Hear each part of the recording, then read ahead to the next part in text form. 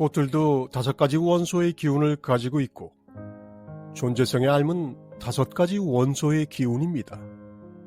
꽃에 물을 주면 즐거워하면서 꽃을 피우지만 물을 주지 않으면 싫어하고 화를 냅니다.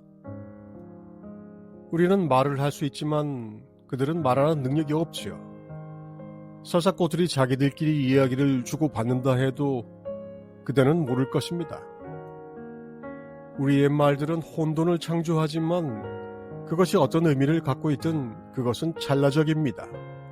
지속적인 의미는 전혀 없습니다.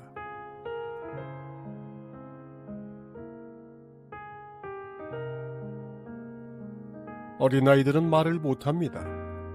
그래서 그들의 행동이 여러분의 행동보다 낫다는 것입니다. 그 아이들은 아주 천진하기 때문입니다. 우리는 누구의 아이라도 안고 귀여워할 수 있지요. 말하는 법을 배우는 것은 아이의 행복을 위한 건데 우리는 금으로 무엇을 만들듯 아이를 어떤 인간으로 만듭니다. 어떤 때는 금 제품을 만드는 수공비가 제품의 가치보다 더 높습니다.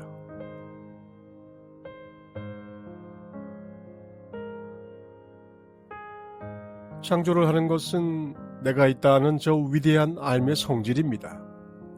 우리가 몸 안에 있다는 것이 그 예술가에게는 하나의 보조 수단입니다. 몸이 그 존재성을 지탱해 줍니다. 그 존재성이 심어진 순간 이 몸의 형성이 시작됩니다. 세계가 그것을 위해 창조됩니다.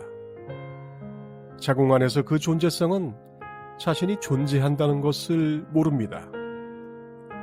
내가 있다는 아직 없지만 내가 있다의 원리는 거기서 시작됩니다. 모든 일은 우리가 모르는 가운데 일어나며 이해하는 것조차 아주 어렵습니다. 우리의 이해 범위를 넘어서 있죠.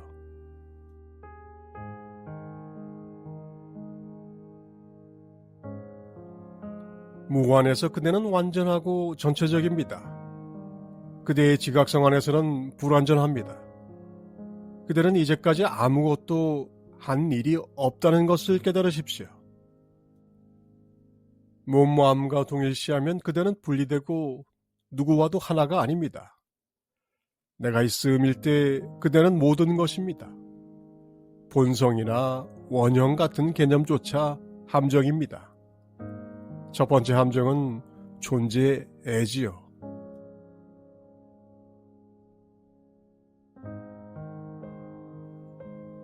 절대자는 영원하고 화는 일시적입니다. 절대자는 항상 있습니다. 우리가 절대자와 마야의 공존에 대해 이야기할 때는 시간이란 것이 없습니다. 절대자는 시간에 속박되지 않습니다. 환 너머에는 시간 같은 것이 없습니다. 절대자가 환 없이 존재하느냐는 생각은 할 수가 없습니다. 왜냐하면 거기서는 시간이 전혀 존재하지 않으니까요. 이 환이 태어나는 데는 10만 분의 1초도 걸리지 않는데 과학자들은 이 세계가 수십억 년이 되었다고 이야기합니다.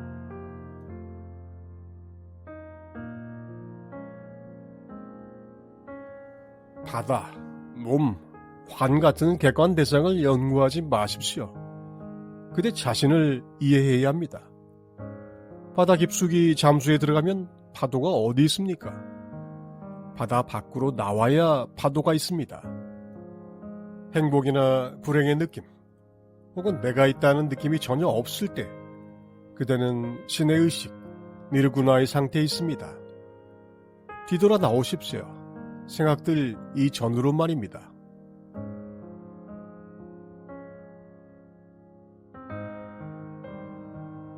내가 있다는 그 암 안에 모든 것이 들어있습니다. 그대 자신의 지식에 따르면 그대에게 나타난 이 지각성은 첫 번째입니까? 아니면 몇 번째입니까? 그대에게는 그것이 첫 번째입니다. 그대가 당연시할 수 있는 것은 그것이 전부지요. 그대가 들었거나 읽은 것은 모두 내버리십시오. 그대 자신이 체험한 것이 무엇인지만 말하십시오. 지난 11생 동안 저를 알고 지냈다고 말한 사람에게 제가 말했습니다. 그것은 당신의 개념입니다. 저는 당신을 모릅니다.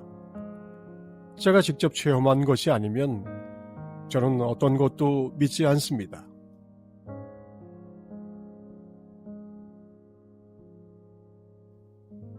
그대의 질문을 나는 누구인가와 나는 무엇인가로 돌리십시오.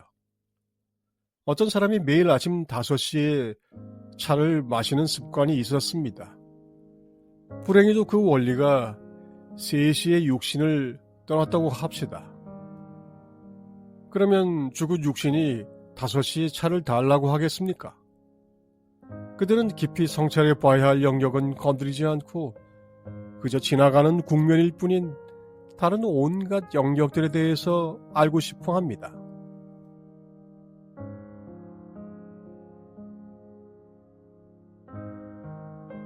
그대는 변하는 자가 아닙니다. 변하는 것은 그대의 마음이고 지성이고 몸입니다.